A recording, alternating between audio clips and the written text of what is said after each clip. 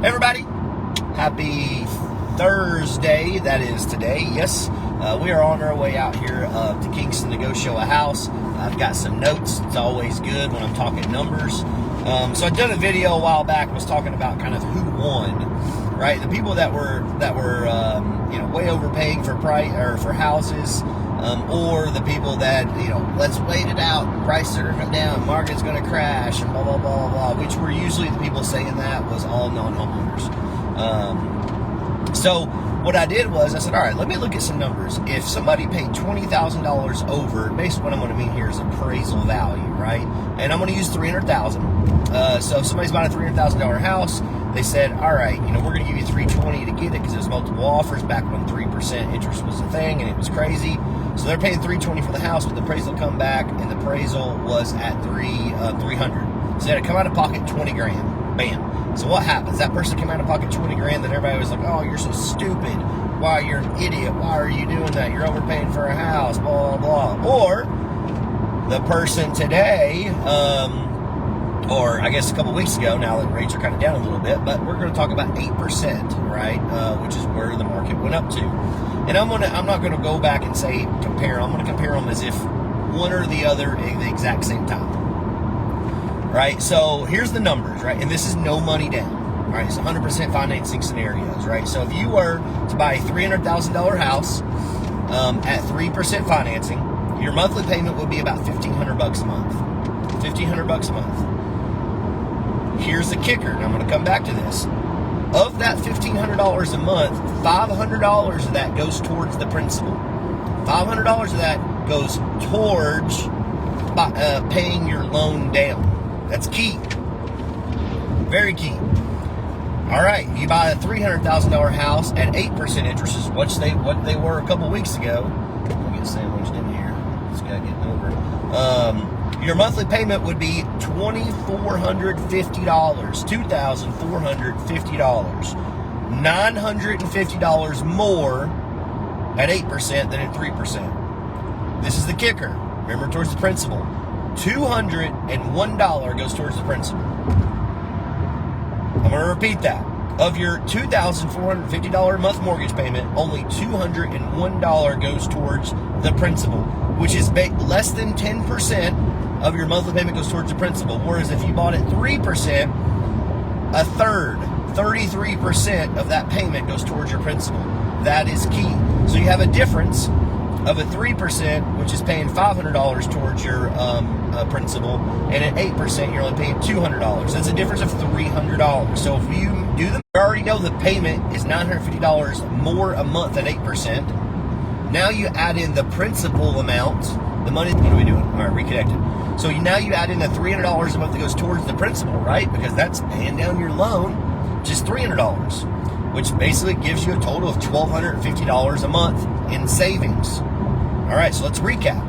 Person A paid $20,000 over. Person B paid the asking price. All right, so one person's already out $20,000, the other one isn't. When you just divide the $20,000 by the $1,250 a month difference between the loan, you come to basically 20 months. In 20 months, less than 2 years, the person who paid $20,000 over, $20,000 in their own pockets, gone, boom, poof, gone. The person who paid that is now ahead. And they're going to be ahead for forever, essentially. The person at 8%, right? I mean, I can go ahead and tell you, I hope rates get back down to 3%. I don't know if we see it again. High threes, maybe. I don't know if we ever see 3 or 2 again like we did. So that person's always going to be ahead. Doesn't matter. That other person cannot refinance enough. And I think refinance every time. $300,000 house is going to cost them $8,000 to $10,000 every time they refinance. So this sets them back even more. So ultimately, the people who truly won is those people who are just like, and I would say, especially, I'll give you an example of my client, Steven. I want the house. I don't care what it takes. What do we do to get the house? All right, we're going to do an escalation clause for $50,000 above. We're going to go $2,500 above, highest, the best offer. Bam. All right, we got it. All right. Sad news is, price will come back. You got to pay $30,000 more.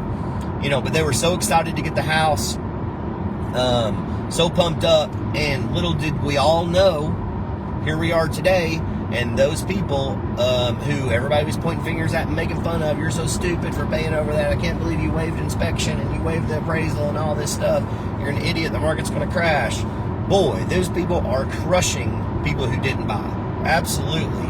Those people have made it because their home values, obviously about 2 years ago, their home values are up 20, 30, 40, 50% than what they are today. So those people truly won. It's not even a conversation of who won or lost. The people who won and paid over. Let's just say somebody wanted to do $50,000 over, right? They come out of pocket $50,000. They're still waiting 4 years.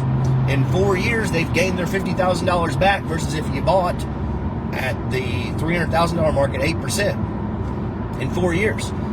Most people would say, hey, would you want to save, give me $50,000 and you can save it over, course of 4 years, and then after 4 years, everything's profit. Most people's going to give you that, right? That's like a 25% return. It's 25% return on your money, basically.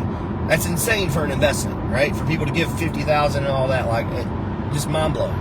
So, yeah, I don't know where, what some of the people were thinking out there, as far as where this video was going to go.